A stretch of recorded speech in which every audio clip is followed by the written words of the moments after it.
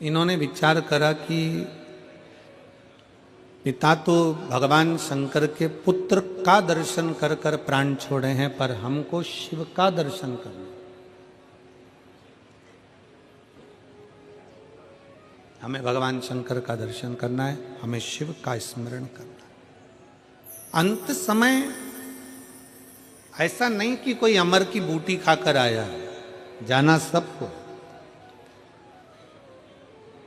कोई जल्दी जाएगा, कोई देर से जाएगा, जाना सबको। बस शिव पुराण कहती है कि इस मृत्यु लोक में अगली बार जन्म मिलेगा कि नहीं मिलेगा ये पता नहीं। अभी आए हो तो अच्छा कर्म कर कर चलेगा।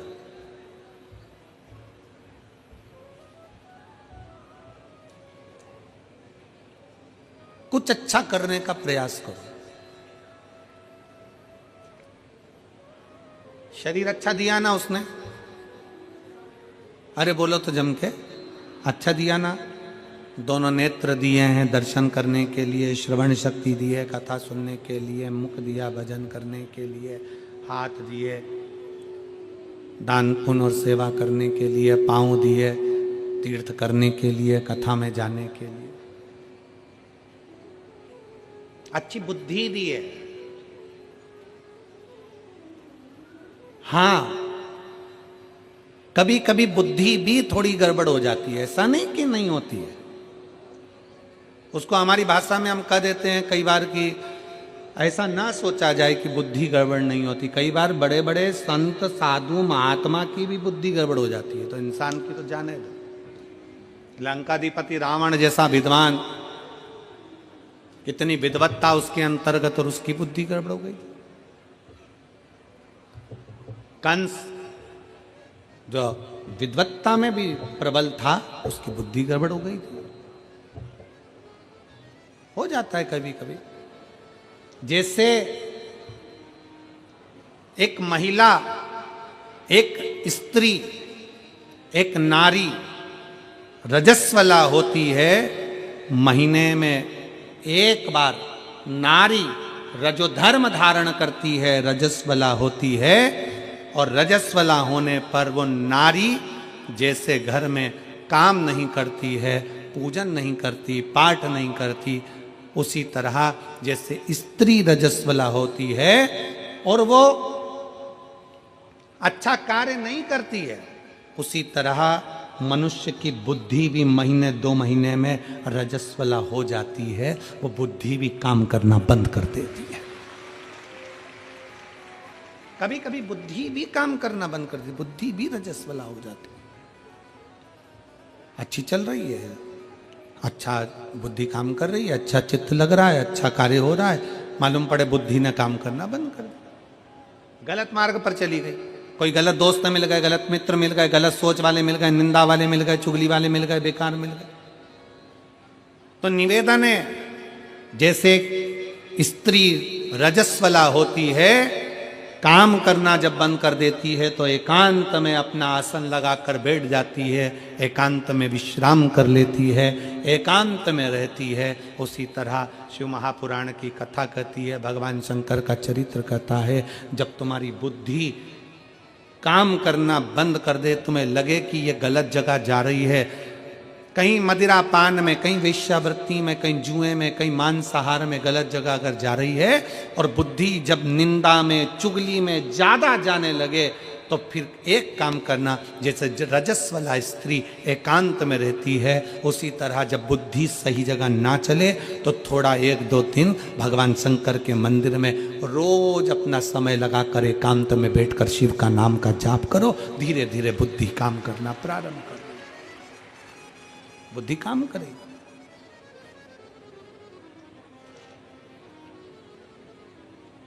कभी कभी ये बुद्धि काम करना बंद कर देती है, अच्छी जगह जाना बंद कर देती है, महाराज श्रेष्ठ जगह नहीं जाती है। इसको कहो चल भजन में, चली जाती है भोजन में। इसको कहो चल सत्संग में, चली जाती है फिल्म में। ये बुद्धि बड़ी विचित्र। श्रेष्ठ जगह पहुंचती नहीं है, इसको पहुंचाने का प्रयास करो तो भी नहीं जाते। और फिर निवेदन है आप सबको, मेरठ के एक एक श्रोता भाई बहनों को, शिव भक्तों को, शंकर जी के ये अविरल भक्त जो लाखों की संख्या में पहुंचे हैं, पंडाल में जगह नहीं, पंडाल के बाहर बैठे हुए हैं, ऐसे शिव भक्तों को मैं नमन करते हुए कहता हूं, आज भोले बाबा ने, भगवान शंकर की कृपा से, ओघड़नाथ बाबा की कृपा से आपकी बुद्धि श्रेष्ठ जगह पर तुमको लेकर आई है, मतलब कुछ अच्छा करना चाहती है, श्रेष्ठ है बुद्धि। कई लोग कहते हैं गुरुजी कथा सुनने से कुछ हो सकता है क्या, कथा सुनने से कुछ मिलेगा क्या, कथा सुनने से कुछ प्राप्त होगा। हम उनसे कहते हैं कुछ नहीं मिलेगा, कम से कम 3 घंटे कथा में बैठोगे तो लोगों की बुराई तो नहीं करोगे, उतना ही बहुत है। 3 घंटा कथा में बैठोगे तो कम से कम गलत बात तो नहीं सुनोगे, किसी की निंदा तो नहीं सुनोगे, किसी सब शब्द तो नहीं सुनोगे। 3 घंटा कथा में बैठोगे तो आड़े तेड़े काम तो नहीं करोगे। 3 घंटा कथा में बैठोगे, अपनी इंद्रियों को संयमित करोगे, इंद्रियों को संयम।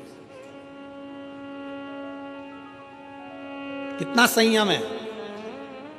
लोग कहते हैं संत बड़े, लोग कहते साधु बड़े, लोग कहे तपस्वी बड़े, लोग कहे साधक बड़े, लोग कहे उपासक बड़े। और कुंभज बाबा, अगस्त ऋषि भगवान शंकर के सामने कहते हैं कि सबसे बड़ा होता है कथा को सुनने वाला श्रोता, सबसे बड़ा होता है कथा को श्रवण करने वाला श्रोता, कथा सुनने वाला श्रोता सबसे बड़ा होता है, कथा श्रवण करने वाला श्रोता बड़ा होता है। और कितनी संख्या में, कितना, जरा विचार करिए मेरी जीजियों। आप लोग तो ये हो सकता है कि यहाँ जो कथा में आगे बैठे हैं, हो सकता है कि 1 बजे कथा चालू हुई होगी तो 1:30 बजे आए होंगे, 2 बजे आए होंगे, 2:30 बजे आए होंगे, हो सकता है कि 12 बजे आए होंगे, 1 बजे आए होंगे। पर ये पंडाल में बैठी हुई मेरी जीजियाँ, मेरे जीजा, मेरी माताएं, मेरी बेटियाँ, बेटा सवेरे 7 बजे से एक जैसा नहा धो के थोड़ा सा नाश्ता पानी कर कर अपना आसन लगा कर बैठते हैं, शाम के 5 बजे तक इंतजार करते रहते हैं, अपनी इंद्रियों को संयमित रखते हैं, ना वॉशरूम जाना, न पानी भी उतना पिएंगे जितना लगे शरीर को, ज्यादा पी लेंगे तो वॉशरूम जाना पड़ेगा, कहीं बाहर ना जाना पड़ जाए। इंद्रियों को संयमित करा है, साधा है।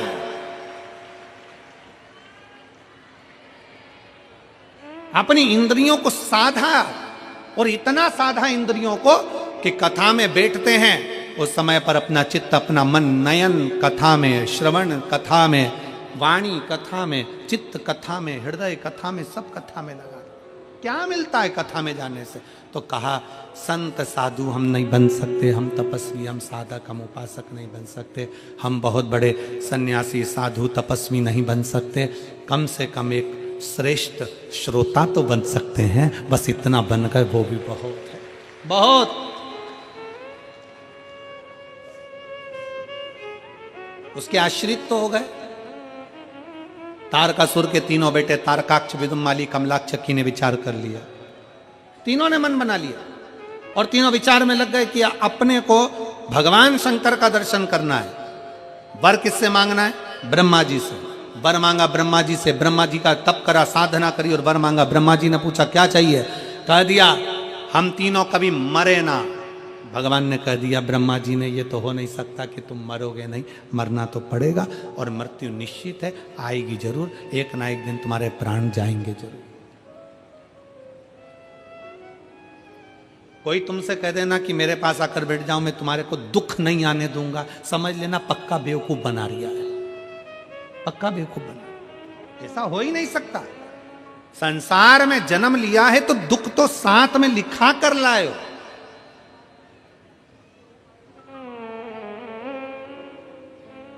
हॉस्पिटल से छुट्टी होती है,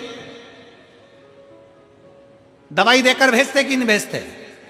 अरे जम के तो बोलो, आवाज नहीं आई है, जम के बोलो जरा।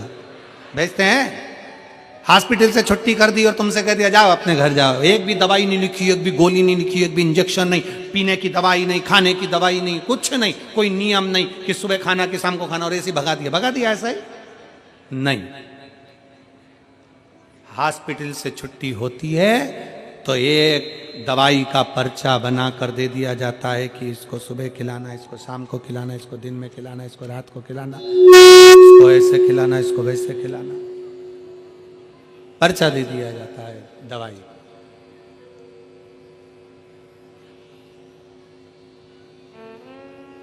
हॉस्पिटल से छुट्टी हुई और तुम्हारे हाथ में एक पर्चा थमा कर भेज दिया गया।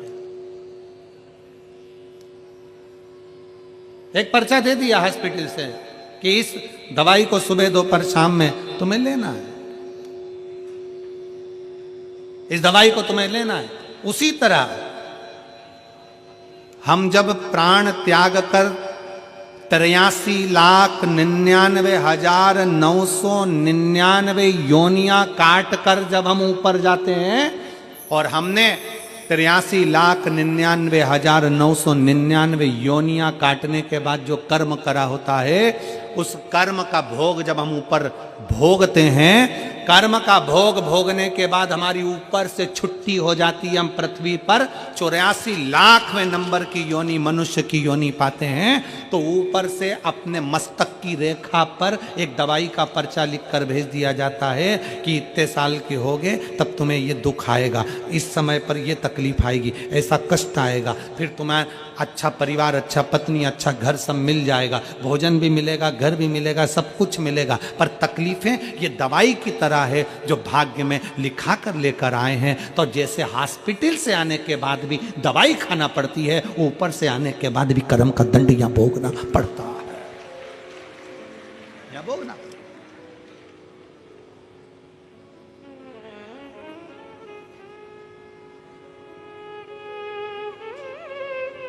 कर्म का दंड यहां भोगना पड़ेगा। मनुष्य देह मिली है, मानव का शरीर मिला, इसको भोगना है।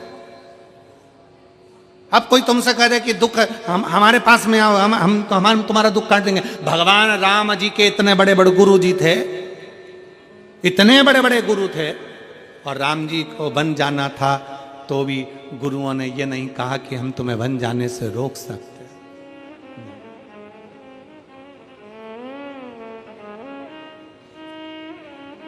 कर्म गति को तो भोगना।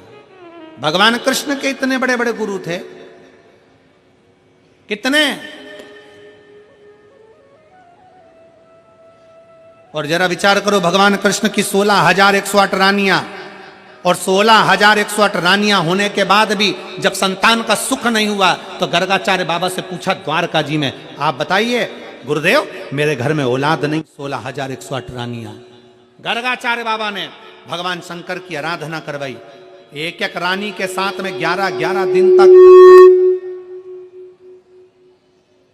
एक एक रानी के साथ में 11-11 दिन तक भगवान शंकर की शिवलिंग की आराधना करी गई, एक एक रानी के साथ।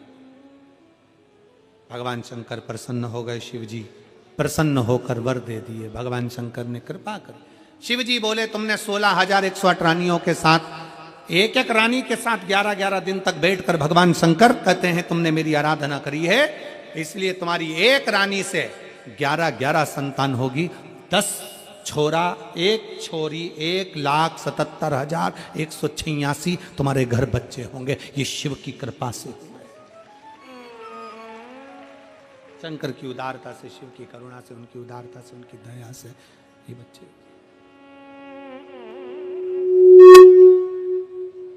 थोड़ा सेट कर लीजिए आप।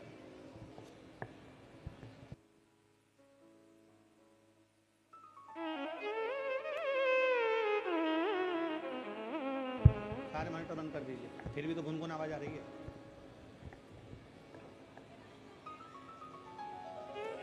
स्पार्किंग आवाज आ रही है।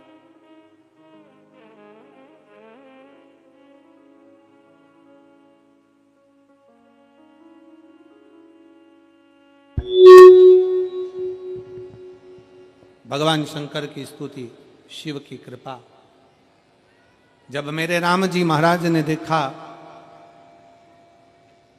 ये गुनगुन आवाज आ रही है, इसको बंद करवाओ।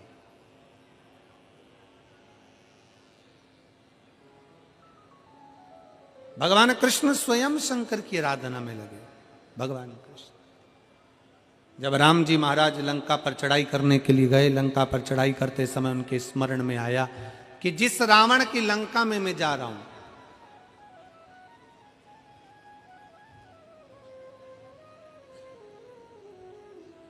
जिस रावण की लंका में मैं पहुंच रहा हूं, वो रावण भी शंकर का भक्त है, शिव का उपासक।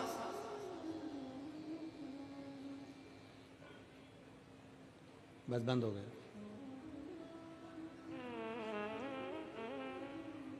वो रावण भी भगवान शंकर का उपासक है। क्यों ना शिव की आज्ञा ली जाए, शंकर जी की आज्ञा लेकर, शिव जी की आज्ञा लेकर फिर लंका पर चढ़ाई करी जाए, फिर लंका पर पहुंचा जाए। और शिव जी की आज्ञा, भगवान राम बालू रेत का शिवलिंग बनाकर, भगवान राम बालू रेत का शिवलिंग का निर्माण कर कर शंकर जी की आज्ञा लेकर फिर लंका पर चढ़ाई करने जाते हैं।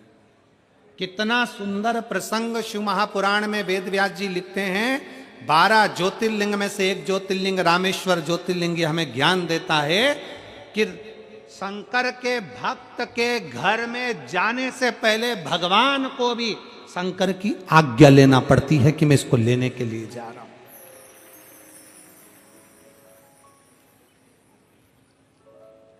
अकाल मृत्यु वो मरे जो काम करे चंडाल का, काल उसका क्या बिगाड़े जो भक्त हो महा काल का।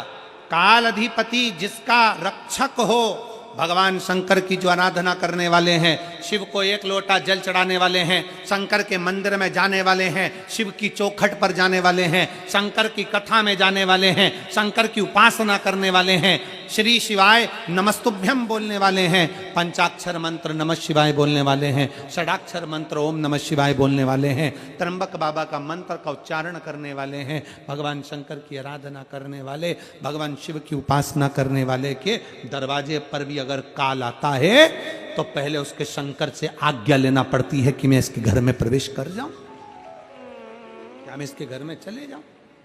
इसलिए आप लोगों से कहा था कि अपने अपने दरवाजे पर एक एक स्टिकर लगा दो। क्या? जम के बोलो जरा, श्री शिवाय नमस्तुभ्यं। एक एक स्टिकर लगा दीजिए। गाड़ियों पे भी लिखवा दो श्री शिवाय नमस्तुभ्यं। क्यों? क्या फायदा? दरवाजा बजाने वाला जब दरवाजा बजाएगा, कोई बुरी खबर भी देने के लिए आएगा, उस खबर को देने से पहले दरवाजे पर पड़ेगा श्री शिवाय नमस्तुभ्यं। शिव महापुराण की विद्येश्वर संहिता कहती है कि श्री शिवाय नमस्तुभ्यं बोलने वाले का मात्र मुख का दर्शन कर लो तो हजारों अश्वमेध यज्ञ का फल प्राप्त हो जाता है और हमारे पाप छिन्न हो जाते हैं। जब हम दरवाजे पर श्री शिवाय नमस्तुभ्यं लिखेंगे, कोई आके दरवाजा बजाएगा, दरवाजा जब हम खोलेंगे उसके मुख का भी दर्शन करेंगे तो हमारे को कोई गलत सूचना नहीं मिलेगी, सूचना भी अच्छी ही प्राप्त हो, गलत नहीं मिल सकती, कुछ अच्छा ही मिले। एक पत्र है,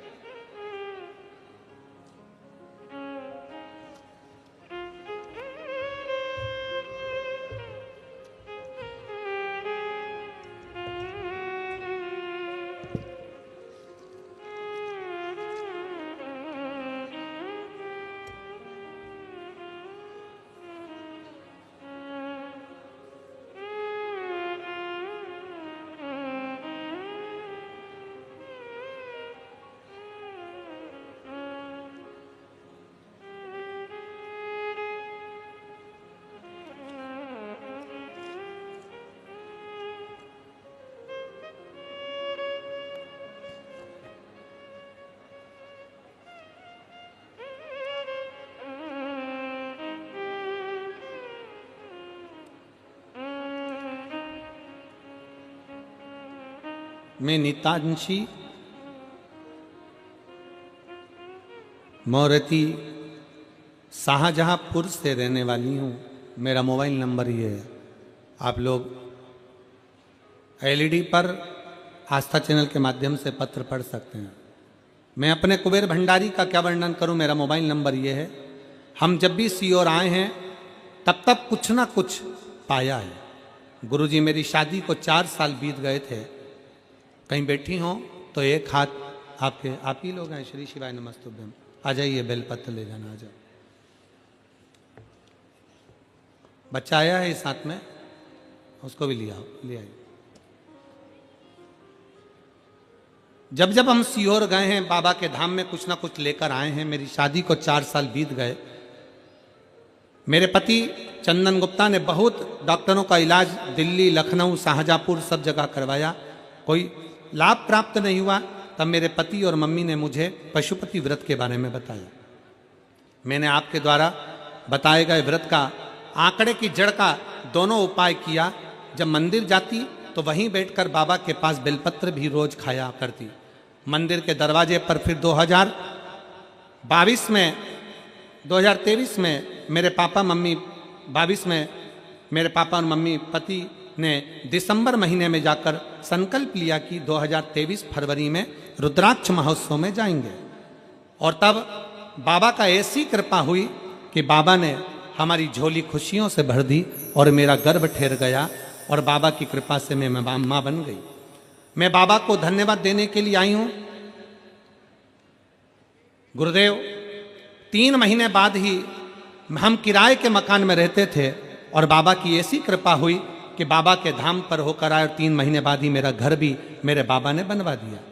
गुरुदेव, मेरा भाई जो कई सालों से नौकरी के लिए अप्लाई कर रहा था, बाबा की ऐसी कृपा हुई, हम तीसरी बार जब कुबेरेश्वर धाम गए तो मेरे भाई की जॉब उत्तर प्रदेश पुलिस विभाग में लग गई। मैं बाबा को उसके लिए भी धन्यवाद देने के लिए आई हूँ। आज मैं बाबा को यहाँ प्रणाम करने के लिए आई हूँ। ये कृपा शिव की है। एक पत्र और देखिए।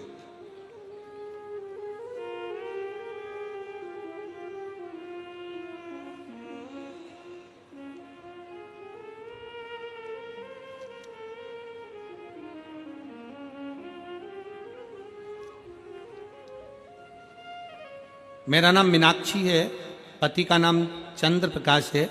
मैं शिवपुरम मेरठ की रहने वाली हूँ।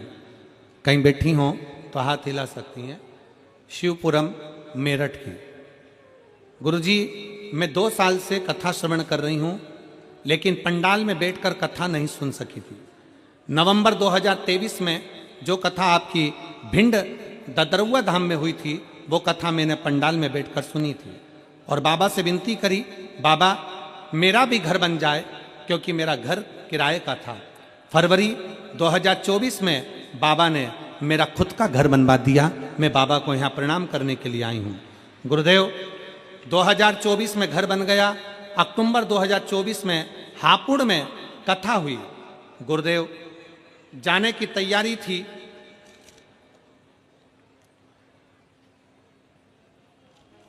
तभी मेरी पोती की तबीयत अचानक से खराब हो गई और हमें मालूम पड़ा कि उसको फिट आना प्रारंभ हो गए। फिट के लिए हम बड़े बड़े हॉस्पिटल में भी गए। रात्रि का समय था, 2 बज रही थी, कोई ने लिया नहीं। तब एक हॉस्पिटल में उसको एडमिट करा, पर वहाँ पर भी डॉक्टर रात को नहीं थे। तब एक कंपाउंडर के कहने पर हमने शंकर भगवान के मंदिर में जल चढ़ाया और बेटी को दिया। उसी कंपाउंडर से पूछकर दवाई लेकर हम आ गए और बेटी को दवाई दी। दवाई देने के बाद मैंने विचार कर लिया, कुछ भी हो मैं हापुड़ की कथा में जाऊंगी। बेटी को हापुड़ की कथा में ले गई और बाबा के भरोसे पर बस प्रणाम करवाया और जल पिलाया। मुझे क्या मालूम था कि कंपाउंडर की दी हुई गोली भी डॉक्टर के बराबर ही होती है। और बाबा ने ऐसी कृपा करी कि उस दिन से आज तक मेरी बेटी को मिर्गी का दौरा नहीं आया। मैं बाबा को यहाँ प्रणाम करने के लिए आई हूँ। कहीं बैठी हों, मीनाक्षी जी, पटिका नाम चंद्र प्रकाश, शिवपुरम मेरठ के रहने वाले हैं। कहीं बैठे हों तो आ सकते, आ जाओ।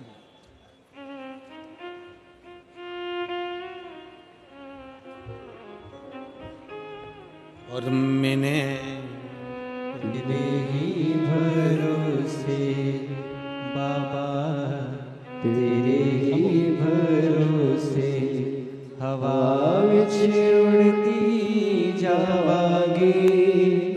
बाबा डोर तो छड़ी ना में कटी जावांगी।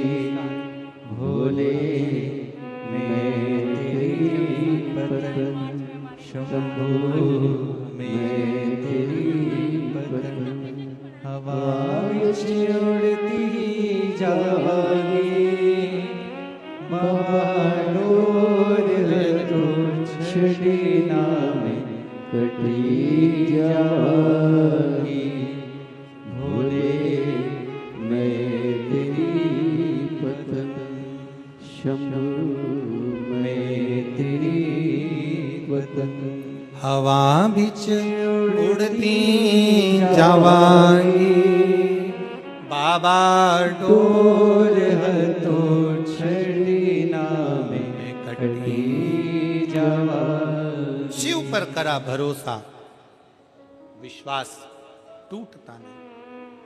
शिव महापुराण की कथा कहती है तारका सुर के 3 बेटे तारकाक्ष विदुमाली और कमलाक्ष की तीनों ने विचार कर लिया कि हमें शिव का दर्शन करना है, शंकर का दर्शन करना। मृत्यु मांगी, ब्रह्मा जी ने कह दिया कि मौत तो आएगी, निश्चित है, उसको कोई टाल नहीं सकता, पर इतना जरूर है कि पहले भी कथा में कहा कि एक अटल मृत्यु होती है और 100 बार मृत्यु हमारे करीब में आती है, 100 बार मृत्यु हमारे करीब में आती है, पर तुम्हारे द्वारा चढ़ाया गया 1 लोटा जल वो 100 बार की मृत्यु को टाल देता है। और जो अटल मृत्यु है वो तो हर एक को आना है, एक दिन प्राण जाना ही है, अटल है वो, अटल ही रहेगा। शिव कथा कह रही है, भगवान शंकर का चरित्र कथा है, शिव महापुराण की कथा कह रही है, भगवान का पवित्र चरित्र कह रहा है। तारकासुर के 3 बेटों ने मांग लिया कि अगर ब्रह्मा जी आप कह रहे हो कि हमारे प्राण छूटेंगे, हम मरेंगे, ठीक है, हम मरने को तैयार है, पर हमें वर दे दो, हम मरे तो तीनों एक साथ मरे, प्राण छूटे तो तीनों के एक साथ छूटे।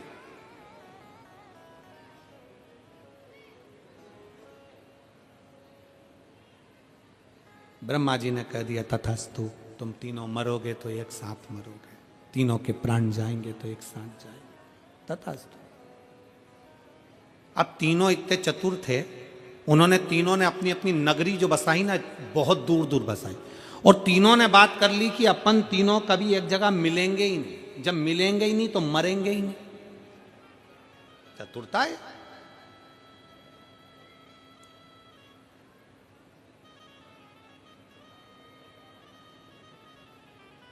कितनी भी बादाम खा लो, कितना भी तिल्ली का लड्डू खा लो, चाहे कितने भी अच्छे ब्यूटी पार्लर में सज लो, कितने,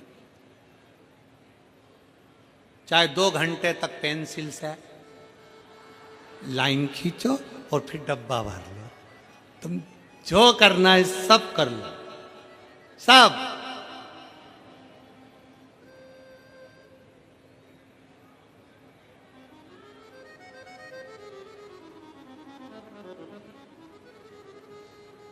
एक अपना जन्म प्रमाण पत्र और एक अपना मृत्यु प्रमाण पत्र, ये कभी भी अपने हाथों में तुम नहीं ले पाओगे, कभी नहीं। जन्म प्रमाण पत्र भी तुम्हारा दूसरे के हाथ में है और मृत्यु प्रमाण पत्र भी तुम्हारा दूसरे के हाथ में होगा।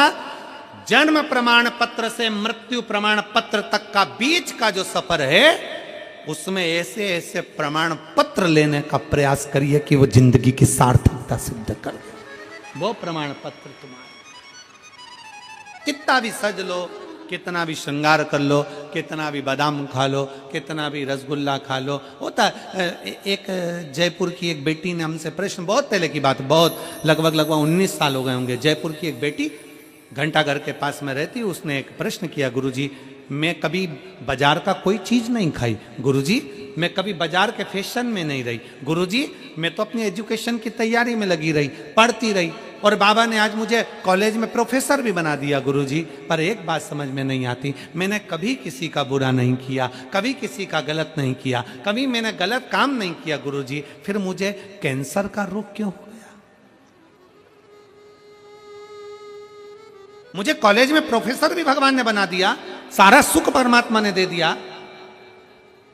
बहुत पहले की बात है, जब जयपुर कथा करने के लिए हम पहुंचे थे, उस समय का क्रम है। गुरुदेव समझ में नहीं आया, मैं कभी बाजार का नहीं खाई, कभी बाजार में मैंने कोई वस्तु ना पाया, कोई खाने का सामान ना खाया। मैं बिल्कुल सिंपल अपने जीवन को जीती थी। एजुकेशन की तैयारी, पढ़ाई की तैयारी करती, खूब पढ़ी और पढ़कर मैं कॉलेज में, सरकारी कॉलेज में प्रोफेसर भी बन गई। पर गुरुजी, भगवान ने मुझे कैंसर जैसा रोग क्यों दे दिया? हमने उस बेटी से, उन दीदी से हमने एक ही बात कही कि दीदी ये आज का नहीं है, आज का नहीं है, ये हमारा पूर्व का। वो एक लाइन आप लोग गुनगुनाते हो ना कि पिछले जन्म के अच्छे कर्म मुझे बाबा तेरे बारे मिला। कोई पिछले जन्म के अच्छे कर्म मुझे बाबा तेरा प्यार मिला।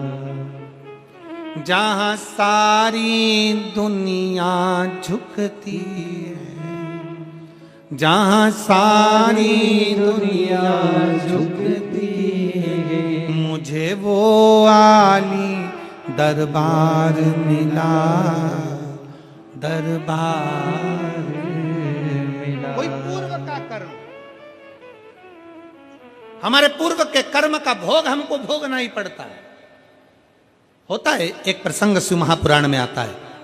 एक राजा ने एक सुंदर मंदिर बनवाया भगवान शंकर का, भगवान का मंदिर, राम जी का मंदिर, ठाकुर जी का मंदिर। राजा ने बड़ा सुंदर मंदिर बनवाया। भगवान का मंदिर बनवाकर राजा ने उस मंदिर में एक पुजारी जी को सेवा में लगा दिया। पंडित जी तुम्हें मंदिर की सेवा करनी। पंडित जी सेवा में लगे, महीने की तनख्वाह मिलने लगी।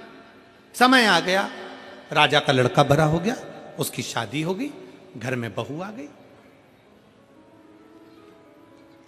शादी का एक रात्रि हुई, सुबेरे सुबेरे का समय था, बहू की आंख खुली और बहू तैयार होकर बस जाने के लिए बाहर निकल रही थी। उसने राजा के लड़के के पास में पलंग के नजदीक में तलवार रखी हुई देखी। तो लड़की ने, उस बहू ने विचार करा, म्यान तलवार की कितनी सुंदर लग रही है, उठाकर देखती हूं। उसने तलवार की म्यान को उठाया, वो तलवार अंदर रखी हुई थी। म्यान देखते देखते उसने सोचा म्यान इतनी सुंदर है तो तलवार कितनी सुंदर होगी। उसने जो तलवार निकाली, तलवार की चमक के कारण उसकी आंखें बंद हो गई, बंद हुई, तलवार छूट गई। छूटी तो जो पति सो रहा था उसके गले पर पड़ गई और पति मर गया।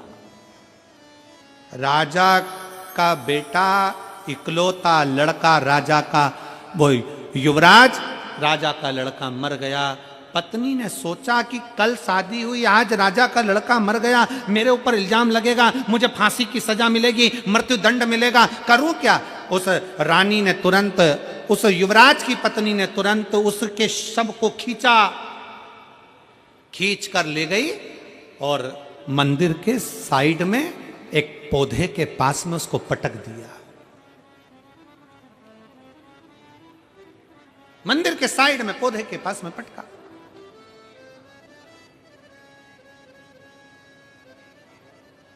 सुबेरे सुबेरे पंडित जी आए, फूल तोड़ रहे थे।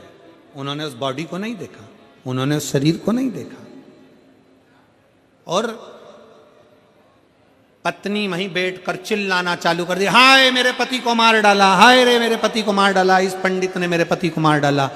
अरे दूत आए, भागकर पंडित जी को पकड़ा, ले जाकर राजा के सामने खड़ा कर दिया। तुम्हारे लड़के का वध कर दिया इसने, पंडित ने मार डाला तुम्हारे लड़के को।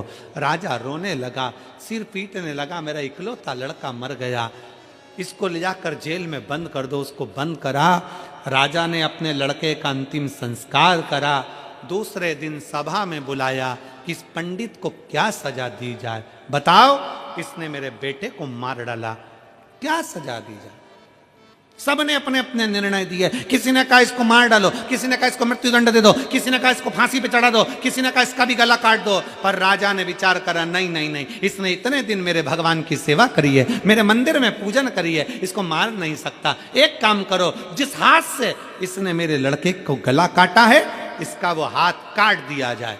पंडित का एक हाथ काट दिया गया। पंडित रोता रोता नगर से बाहर दूसरे नगर में चले गया। अब मैं इस नगर में नहीं रहूंगा क्योंकि मेरा हाथ कट गया। अब किसके पास जाऊं, किससे कहूं कि मेरा हाथ क्यों काटा? मैंने तो झूठ नहीं बोला, मैंने गलत काम नहीं किया, मैंने बद नहीं किया, फिर भी मेरा हाथ क्यों कटा? किस लिए? आखिर मेरा हाथ क्यों कटा? पंडित रोता रोता सोचा अपने गुरुजी से पूछूंगा जो काशी में रहते हैं। गुरुजी के पास जाने लगा। जैसे ही गुरुजी के पास गया, दरवाजा बजाया, गुरुजी नहीं थे, उनकी पत्नी चिल्ला के बाहर आई। कौन खोलना आया है? दरवाजा बजाए जा रहा है, बजाए जा रहा है, अक्ल नहीं है बिल्कुल रत्ती भर की। कौन है ये? दरवाजा खोलकर खूब गालियां दी पत्नी ने। हाथ कटा हुआ है। उसने पूछा गुरुजी हैं? पत्नी चिल्ला के बोली कौन गुरु? कहीं मर गया होगा तेरा गुरु। आ गए गुरुजी हैं, गुरुजी हैं। पति को भी उसने बहुत अपशब्द कहे, वो चला गया। थोड़ी देर बाद फिर आया, फिर दरवाजा बजाया, गुरुजी हैं। पत्नी ने फिर अपशब्द कहना प्रारंभ कर। अब तीसरी बार आया तो पत्नी नहीं थी। गुरुजी ने दरवाजा खोला। पंडित जी एक हाथ के प्रणाम किया। प्रणाम कर कर गुरुजी ने उसको अंदर बुलाया। क्या बात है बेटा, आप मुझे जानते हो गुरुजी? मैंने आपके पास में विद्या अध्ययन करा है, आपके पास में रहा हूं, मैंने आपसे गुरु दीक्षा ली है। गुरुजी बोले हाँ मैं जानता हूं, तू मेरा शिष्य है। क्या पूछना चाहते हैं? गुरुजी मैं अपने बारे में पूछने के लिए आया था, पर आप तो त्रिकालदर्शी हो गुरुजी, आप पूर्व का ज्ञान रखते हो, मैं जानता हूं आपको। मैं अपने बारे में तो बाद में पूछूंगा, पहले आपके बारे में पूछता हूं। गुरुजी आप इतने अच्छे हो और आपकी वो धर्म पत्नी ऐसी है जगदम्बा, इतनी भयंकर है गुरुजी। 2 बार आया, 2 बार आपको गालियां दी, अपशब्द कहा, ताने दिए, आपको अपशब्द कहे। गुरुजी ऐसा क्यों? गुरुजी ने कहा बेटा देख, पूर्व जन्म में जो मेरी पत्नी है ना, ये गधी थी, और पूर्व जन्म में मैं कौवा था। ये गधी थी, मैं कौवा था। इस गधी के पीठ पर एक घाव हो गया था। वजन ढोते ढोते मैं कौवा इसकी पीठ पर बैठता और उसके घाव को चोंच से खरोदता। ये गधी कष्ट के कारण भागती, मुझे अच्छा लगता। भागते भागते एक दिन ये हरिद्वार चली गई। मैं इसको ढूंढते ढूंढते हरिद्वार पहुंच गया। हरिद्वार में मुझे मिली, फिर मैंने इसके घाव को खरोदा तो ये गंगा में कूद गई। इसकी पीठ पर मैं बैठा था तो मैं भी मर गया और ये भी मर गई। दोनों मरे। मैं इसका पति बना, ये मेरी पत्नी बनी। जब मैं कौवा बना था तो मैंने अपनी चोंच से इसको खूब खरोदा था। अब ये मेरी पत्नी बनकर अपनी चोंच से मुझे खरोद रही है। अपनी चोंच से मुझे खरोद रही है।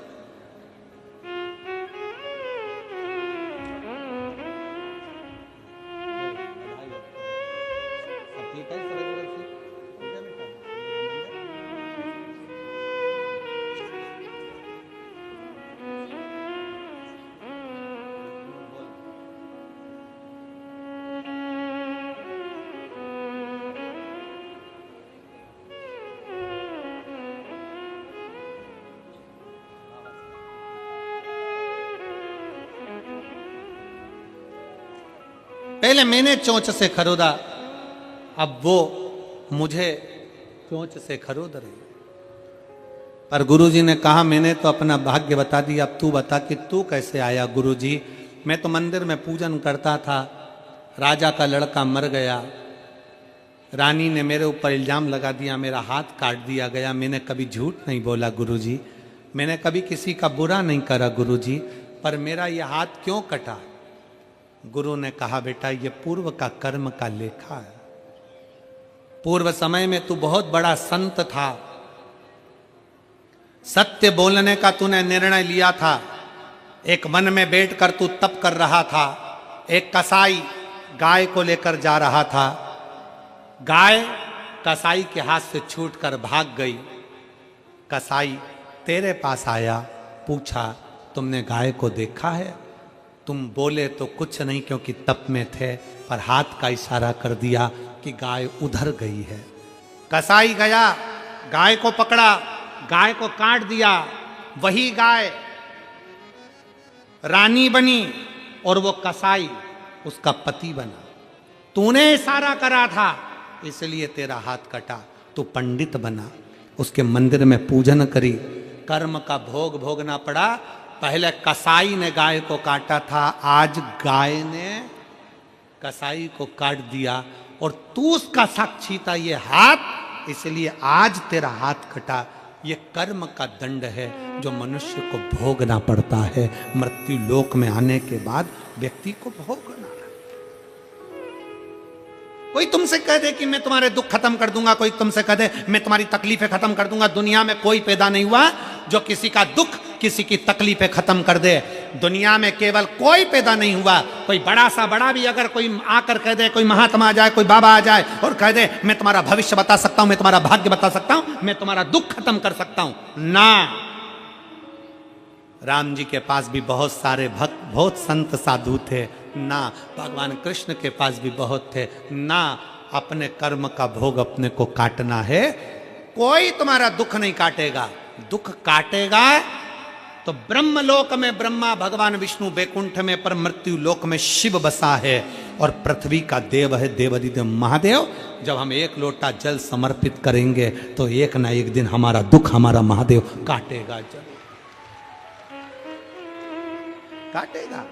देवता का काम है भाग्य लिखना, विधाता का काम है भाग्य लिखना। देवता का काम है भाग्य लिख देना, विधाता का काम है भाग्य लिख देना, पर शिव का काम है तुम्हारे भाग्य को लिखे को पलट देना। वो शंकर का कार्य पलट दे। इसलिए भगवान शंकर से प्रार्थना करते रहा करो कि अब दया करो है भोलेनाथ, मस्त रहूं तेरी मस्ती में।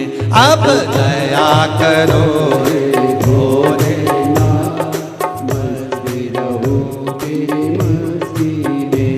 अब दया करो है भोलेनाथ, मस्त रहूं तेरी मस्ती में। अब दया करो हे भोलेनाथ, सब गाइए। मस्त रहूं तेरी मस्ती में। मेरे सिर पर रख दो अपना हाथ, मस्त रहूं तेरी मस्ती में। मेरे सिर पर रख दो अपना हाथ, मस्त रहूं तेरी मस्ती में। अब दया करो हे भोलेनाथ, मस्त रहूं तेरी मस्ती में। अब दया करो हे भोलेनाथ, मस्त रहूं तेरी मस्ती में। मेरे मन में बसे हो भोलेनाथ, मस्त रहूं तेरी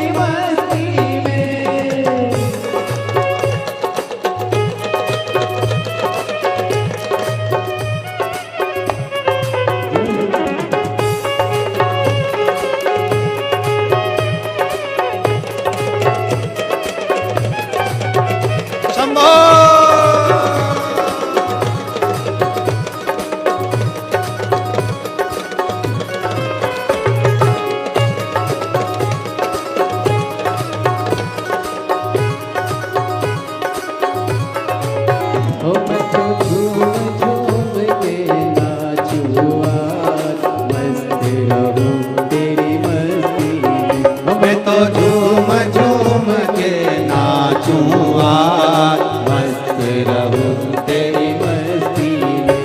अब दया करो हे भोलेनाथ, मस्त रहूं तेरी मस्ती में। अब दया करो हे भोलेनाथ, मस्त रहूं तेरी मस्ती में। मैं तो मगन हूँ भोले तेरे साथ, मस्त रहूं तेरी मस्ती में। मैं तो जोड़ूं अपने दोनों हाथ, मस्त रहूं तेरी मस्ती में। अब दया करो हे भोलेनाथ, मस्त रहूं तेरी मस्ती में। अब दया करो हे भोलेनाथ, मस्त रहूं तेरी मस्ती में। अरे मस्त रहूं तेरी मस्ती में बाबा, मस्त रहूं तेरी मस्ती में। मैं तो जोड़ूं अपने दोनों हाथ, मस्त रहूं तेरी मस्ती में। मैं तो जोड़ूं अपने दोनों हाथ, मस्त रहूं तेरी मस्ती में। अब दया करो हे भोलेनाथ, मस्त रहूं तेरी मस्ती में। अब दया करो हे भोलेनाथ, मस्त रहूं तेरी मस्ती में। अरे मस्त रहूं तेरी मस्ती में बाबा, मस्त रहूं तेरी मस्ती में। ओ शंभू मस्त रहूं तेरी मस्ती में।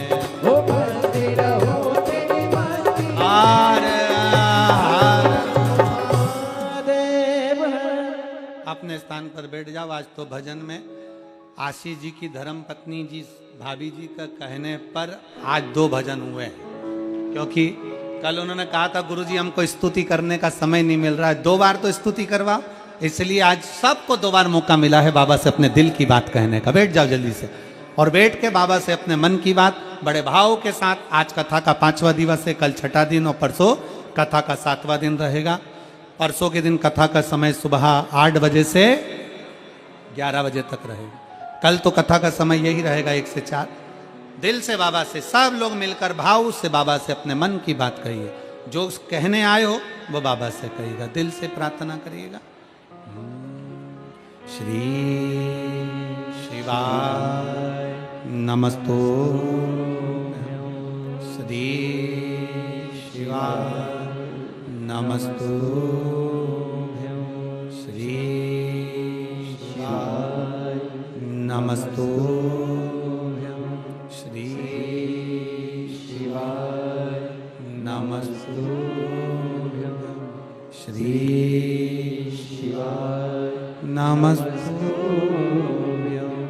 भोला सब दुख काटो हमारा, ओ भोला सब दुख काटो हमारा। शिव शंकर जपूं तेरी माला, भोले बाबा जपूं तेरी माला। भोला सब दुख काटो हमारा, ओ भोला सब दुख काटो हमारा। वेश है मंगल मंगलकारी, वेश है मंगल मंगलकारी। शमशान वासी हमारा, शमशान वासी हमारा।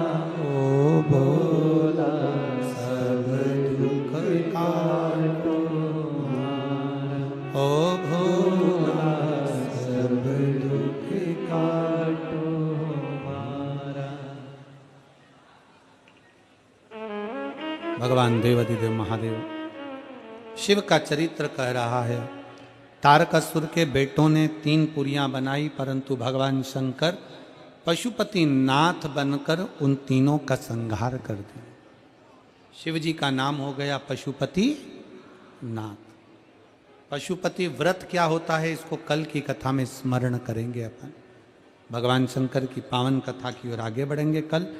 और अभी सुंदर कार्तिकेय जी, गणेश जी, अशोक सुंदरी की झांकी का दर्शन आप और हम कर रहे हैं।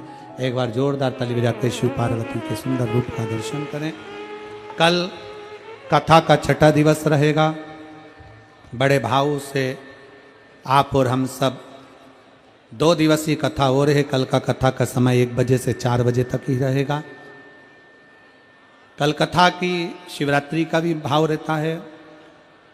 24 दिसंबर से 30 दिसंबर तक पुराना धमतरी रोड, सेंज बाहर, रायपुर, आयोजक कमल जी देवांगन, दोपहर 2 बजे से 5 बजे तक रायपुर छत्तीसगढ़ से कथा का प्रसारण होगा।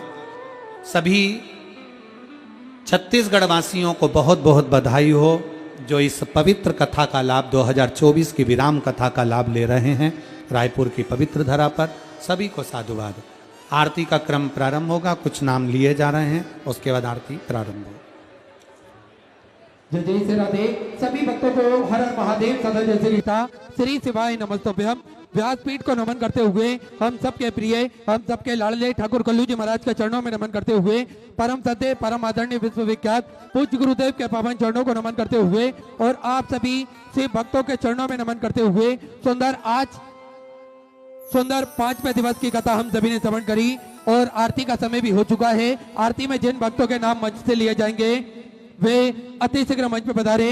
मुख्य जजमान श्री संदीप जी गोयल, रश्मि जी गोयल, श्री आशीष जी बंसल, पूनम जी बंसल, श्री कृष्ण कुमार जी गुप्ता, रूपाली जी गुप्ता, ऋषि जी अग्रवाल, निहारिका जी अग्रवाल, डॉक्टर ब्रजभूषण जी, डॉक्टर राम कुमार जी गुप्ता, श्री जेपी अग्रवाल, पिंकी जी अग्रवाल, संजीव किशोर जी, तुषार जी गुप्ता, सरिता जी महेश्वरी, रीचा जी महेश्वरी, शिखा जी बंसल, राजीव जी मित्तल, सीमा जी मित्तल, विश्वास जी अग्रवाल, पंकज जी जैन, मीतू जी जैन, महेश जी अग्रवाल, शशि जी गुप्ता, दिव्यांशी जी, जगदीश प्रसाद जी, कुसुम लता जी, शशि जी चौधरी, रीना जी चौधरी, डॉक्टर निधि जी बंसल, श्री ब्रजमोहन जी अग्रवाल, दिनेश जी अग्रवाल, प्रीति जी अग्रवाल, राहुल जी गुप्ता, बबलेश जी गुप्ता, विशाल जी विजयवर्गी, हर्षित जी गुप्ता, आदेश जी गुप्ता, मोनिका जी गुप्ता, सुशील जी गुर्जर, मधु जी गुर्जर, सत्यप्रकाश जी अग्रवाल, पूर्व विधायक, सुनील जी शर्मा, विजेंद्र जी अग्रवाल, विनोद जी भारती, अवनीश जी पाठक, विनीत जी कौशल, आरएसएस से जो पधारे हैं सभी बड़े ही आदर और सम्मान से मंच पर पधारेंगे और सुंदर आरती का आनंद हम सभी मिलकर लेंगे। जय जय श्री राधे। हर हर महादेव। श्री शिवाय नमस्तुभ्यं।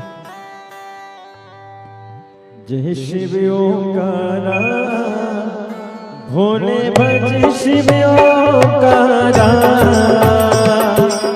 ब्रह्मा विष्णु सदा शिव, भोले भोलेनाथ महाशिव, हरि राधे दादा, ओम हरे हरे हरे महादेव,